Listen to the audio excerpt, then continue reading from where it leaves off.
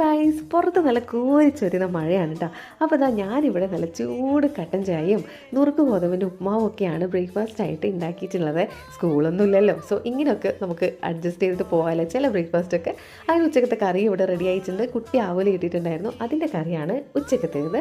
അത് കഴിഞ്ഞ് നമ്മുടെ ഇന്നൂസും അണിയും കൂടിയിട്ട് മേലെ അവരുടേതായ ഒരു സ്പേസ് അവിടെ അവർ ചെയ്തിട്ടുണ്ടായിരുന്നു.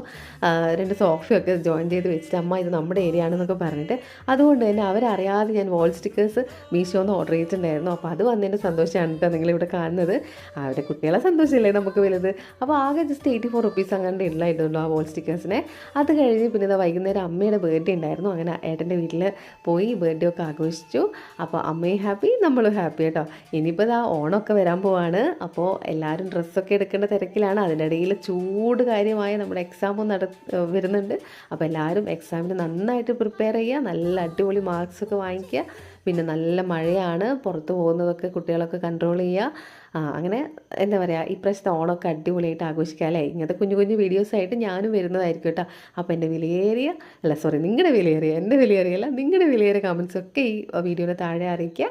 അപ്പോൾ എല്ലാവരും ഹാപ്പി ആയിട്ടിരിക്കുക. അപ്പോൾ നമ്മുടെ അമ്മയുടെ ബർത്ത്ഡേ ഒക്കെ ഇങ്ങനെ കഴിഞ്ഞു കേട്ടോ. കേക്ക് കട്ടിയുന്ന സമയത്ത് നമ്മുടെ ഹന്നൂട്ടൻ ഉറങ്ങിപ്പോയിട്ടോ. അപ്പോൾ ഇത്രയൊക്കെ ഉള്ളൂ. അപ്പോൾ നമ്മുടെ വീഡിയോസൊക്കെ ഇഷ്ടപ്പെടുന്നുണ്ടെങ്കിൽ എൻ്റെ like, share, comments. Thank you for watching. By.